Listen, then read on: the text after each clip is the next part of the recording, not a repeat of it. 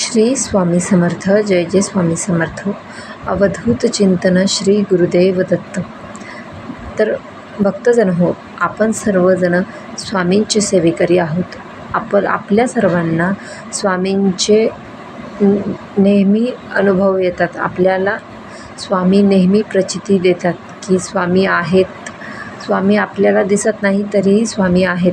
चला तर मग असाच एक अनुभव मी आज तुमच्यासाठी घेऊन आलेली आहे. स्वामी अनुभव. श्री स्वामी समर्थ महाराज, ब्रह्मांड नायक स्वामी समर्थ महाराजांच्या अनेक लीला केवळ अद्भुत आणि अचंबित करणाऱ्या आहेत. स्वामींचा भक्त परिवार मोठा आहे. केवळ महाराष्ट्रात नाही तर देशभरात स्वामी समर्थ महाराजांचे मठ असल्याचे दिसते. यातून महाराजांचे चरित्र, त्यांचे संदेश, त्यांची शिकवण, त्यांच्या लीला यांचे श्रवण, कीर्तन आणि वाचन केले जात असते. स्वामी भक्तांना नियमित मठात जाता आले नाही तरी ते घरी राहून स्वामींचे नामस्मरण, उपासना करत असतात. स्वामी समर्थ पाठीशी असल्याचे अनुभव आल्याचे अनेक स्वामी भक्त सांगत असतात. स्वामी समर्थांच्या लीला असतील, त्यांची कृती असेल, त्यांची वचने असतील, ही कायम समाजाला बोधप्रद ठरत असतात.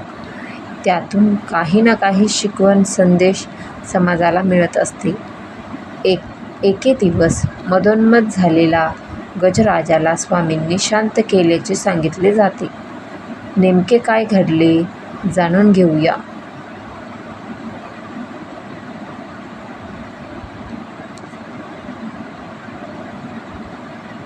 अक्कलकोट गावात महिपालाचे देवालय आहे.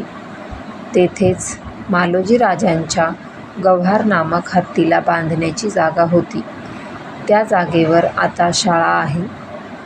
तो हत्ती एकदा चांगलाच पिसाळला. काही केल्या नियंत्रणात येत नव्हता. माहूत आपापल्या परीने प्रयत्न करीत होते, मात्र अंकुश ठेवणे शक्य होत नव्हते. येणाऱ्या जाणाऱ्या लोकांवर तो हल्ला करू लागला. त्यामुळे त्या रस्त्यावरून जाण्याची नागरिकांना भीती वाटू लागली.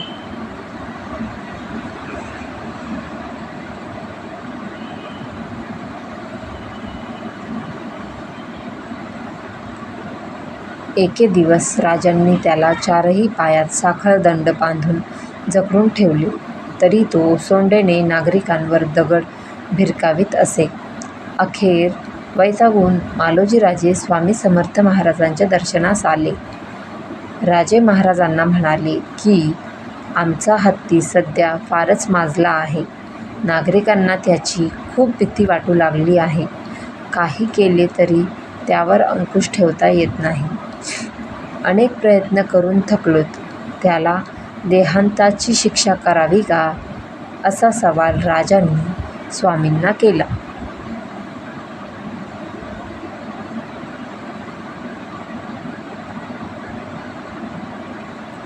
स्वामी समर्थ शिकवण. अहंकार प्रगतीस बाधक, निरपेक्ष भक्ती श्रेष्ठ. राजांचे बोलणे ऐकून स्वामी महाराज आपल्या त्या हत्तीकडे जाण्यास निघाले. वाटेत स्थानिक भक्तगण महाराजांना विनंती करू लागले की महाराज, या रस्त्याने जाऊ नका. तो हत्ती मोठमोठे दगडासारखा भिरकावीत असतो. मात्र महाराज पुढे गेले. ज्यांची सत्ता जगावर चालते, ज्यांना प्रत्यक्ष काळ घाबरतो, असे साक्षात प्रत्यक्ष दत्तावतार श्री स्वामी समर्थ सोबत असताना जे भक्त स्वतःला सेवक म्हणत होते, ते देहबुद्धी धरून पळून गेले. हत्तीला बांधून ठेवले होते. तेथे पोचेपर्यंत केवळ एकनिष्ठ शिष्योत्तम असलेले चोळाप्पा आणि बाबा यादव एवढेच 2 ते 4 जण स्वामींसोबत थांबले. स्वामी समर्थांची शिकवण. देव आपणात आहे, शिर झुकवून या पाहे.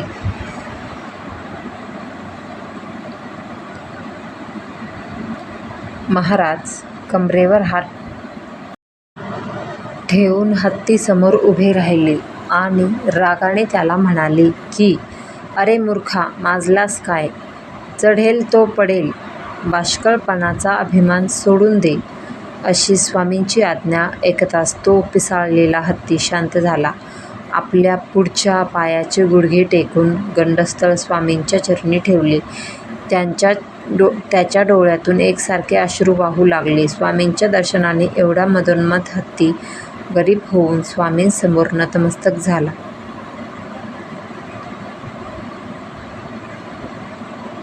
स्वामी समर्थ महाराज यांचे अनुभव कथा कशी वाटते आहे ते कमेंटमध्ये नक्की कळवा.